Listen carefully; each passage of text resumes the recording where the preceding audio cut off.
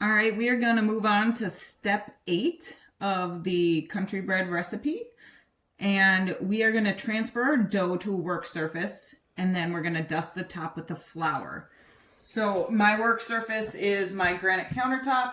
I've sprayed it with just a Clorox bleach, and I'm going to wipe it down with just water on paper towels, just so that there's no bleach residue left.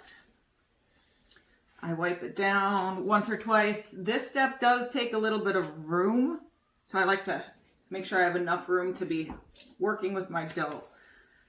So I've wiped down the counter twice with just plain water on a paper towel. I'm going to dry it off quick. And then I'm going to be dumping out the entire bowl of dough that's been rising, and I've been turning it for the last 3.5 hours. And this is what it looks like.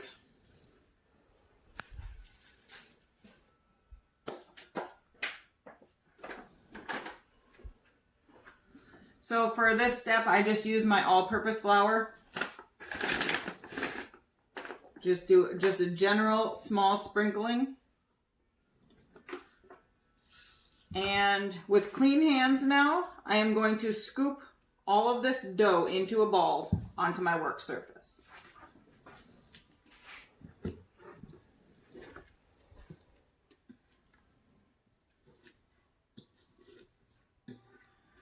Once it's out of your bowl, I highly suggest that you get that into the sink, because this will become concrete on the outside and very hard to remove. All right, I'm going to put some dust or some flour, dust the top of it. And then this is going to make 2 loaves. So now I need to take my bench knife, or you can use a regular knife, and just eyeball it, and you're basically separating it into 2 different rounds. Now this dough is pretty sticky. It's Minnesota, it's winter, so I used extra water in there. But it does make it a little bit harder to work with. So we transferred it down, we've cut it in half, and now we are going to be folding it. And this is the part that's really hard to understand unless you've seen it happen. So I'm going to show this step to you twice. Once with this piece of dough and once with this piece. So I'm going to dust the top with flour. I'm going to turn it over. And now most of the wet dough is on top. I'm imagining this like a square sheet of paper, even though it's not quite square. I'm going to take the bottom, gently pull it up and over. I'm going to take the top, gently pull it up and over. Take the side, up and over, and the other side, up and over, and flip it. So now I've got mostly floured on top. I'm going to add a little more flour, and I'm going to just flour my hands a little bit. So this is the shaping part. Basically, you're tucking and rolling your dough. Tucking, rolling it towards you. Tucking, rolling it towards you. It's making the dough taut on the top. You'll see there's little air bubbles that'll start to form. The tighter you make your dough, I'm just pushing it across the surface, and it's kind of becoming tighter and tighter into a round shape here. Now that's the first time I've done this. It's now going to rest for 20 minutes, and I'll do it one more time. We're going to move on to this guy here. Dust the top with a little flour. Now I'm going to flip him over. He's real sticky. So now I'm going to fold side and side, top and bottom. So I'm just picking it up. And if you were going to be adding any ingredients like bacon, onions, anything that you wanted to incorporate into it, I'll just put some everything bagel blend in there to show you how that works. You just put it in now, and you incorporate it that way. Pull it around in the top here. Now you can add rosemary, you can add chives, you can add smoked cheddar, chopped cooked bacon, onions. All right, so now it's really sticky still, so I'm gonna dust the top again. Make sure my hands have some flour on there. Kind of cupping it and pushing it away, pulling it towards me. It's really just the friction between the bottom countertop and the dough that's pulling it tight across the top. It's not really a special movement or anything. Just kind of a tuck and a pull, or tuck and a push and a turn. You just keep it in that turn, turn, turn.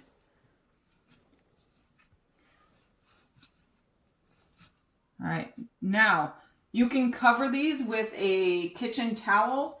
I prefer to reuse my mixing bowls, and you really just want to cover them so nothing touches them. Nothing like just sticks to the top. So we're gonna wait 20 minutes and then continue the video. All right, so now we have left the dough to rest for about 30 minutes. Now the next step is to prepare our bannetons. Or if you don't have bannetons, you just need a mixing bowl. If you're using a mixing bowl, you are going to line it with a kitchen towel and flour that towel really, really well. I use bannetons. It's just a reed basket. And every time you just add more flour in there, you don't ever kind of release the flour or try to get the flour out of there. It just lives in there once you've got it in there. So the directions say to mix whole wheat flour and rice flour. I generally don't bother doing that. I just take my rice flour or even all-purpose flour and I just pour it in.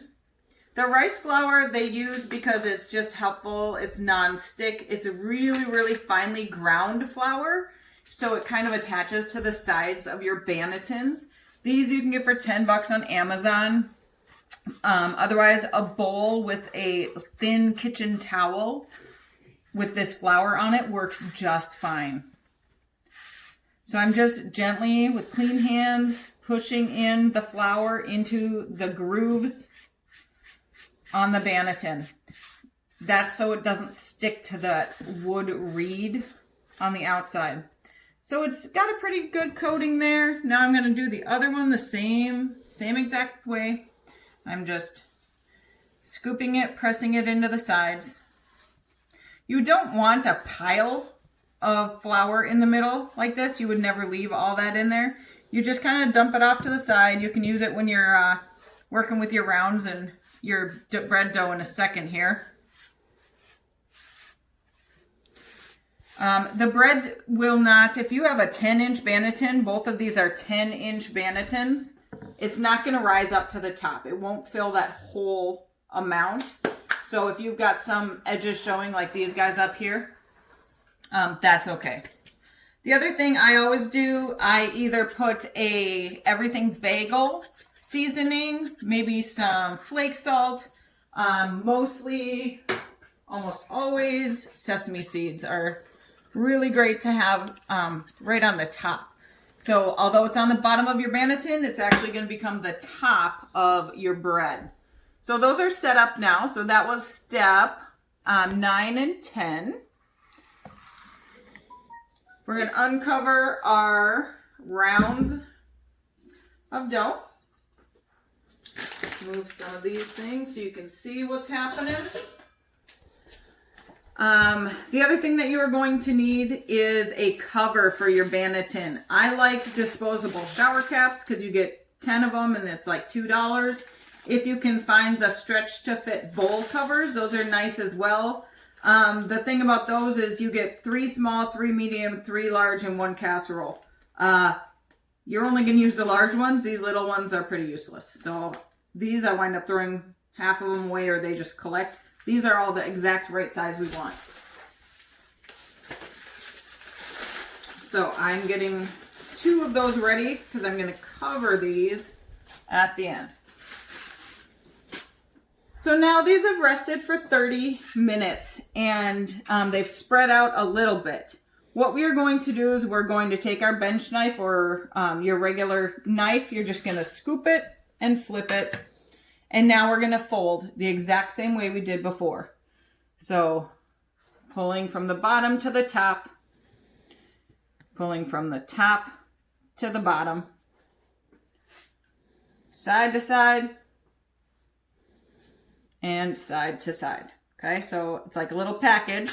I'm gonna flip my package over here, and then I'm gonna powder the top with some flour, and I'm going to do the push-pull again.